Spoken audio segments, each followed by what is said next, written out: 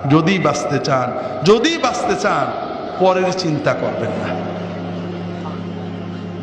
ওই দল, ওই মত, ওই ব্যক্তি, ওই হুজুর অমুক খারাপ তমুক খারাপ, এই চিন্তা ব্রেনে আনবেন না। এগুলো আমরা করব, আমরা আপনাদের দিয়ে করাই আমাদের দল ভারী করার জন্য। আপনার চিন্তা হবে আপনার কবর। কথা কি বুঝতে পেরেছেন? খুব ভালো করে বুঝুন। আমার জীবনে আল্লাহ তাআলা অনেক নিয়ামত দিয়েছেন, অনেক।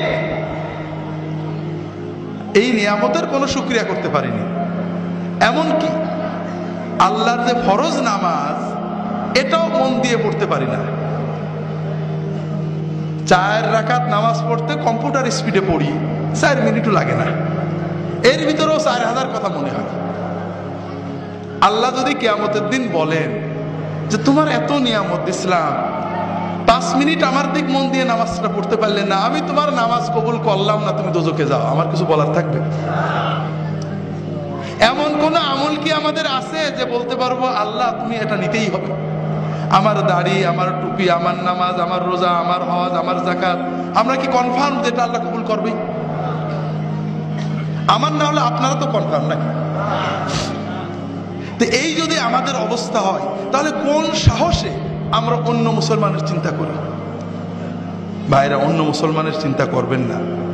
যখন 5 জনে এক জায়গা হবে, নিজেদের কথা চিন্তা করবেন, পরের ভিতর আলোচনা না। ভাই কি অবস্থা? আরে ভাই বলো না, নামাজটা ঠিক করে পড়তাম, মন বসে না, দোয়া করো। ছেলে মেয়েগুলো ভালো করে পালন করতে পারছে না, দোয়া করো।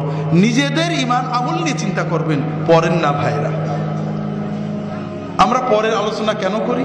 কারণ কবরে গেলে সর্বপ্রথম মুনকার নাকির আমাদের প্রশ্ন করবে যে তোর প্রতিবেশী জামাত ইসলামের দাড়ি ছোট ছিল কা, তোর পড়শি তবলিগের লোকজন কেন বাইরে গেছিল, তোর প্রতিবেশী অমুক পিসেব কেন খারাপ ছিল, ঠিক না? এই প্রশ্ন করবে। হাজরিন, নিজের কবরের চিন্তা করেন, নিজের হাসরের চিন্তা করেন। নিজে যতটুক করতে পেরেছি, যদি মনে করেন ভালো আমল করছি, তাহলে আল্লাহর কাছে দোয়া করেন।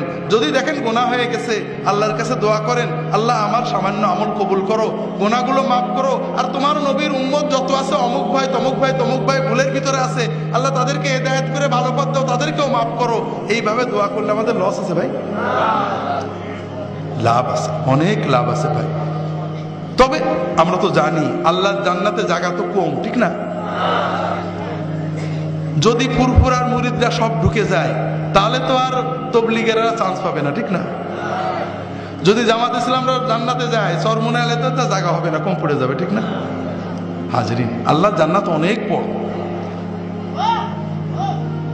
ওয়াসারিউ ইলা মাগফিরাতিম মির রাব্বিকুম ওয়া জান্নাতিন আরদুহাস সামাওয়াতু ওয়াল আরদু উইদ্দাত লিল মুত্তাকিন।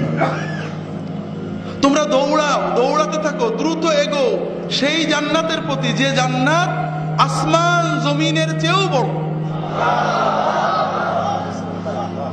যে জান্নাতকে আল্লাহ তাআলা মুত্তাকিদের জন্য বানিয়ে রেখেছেন।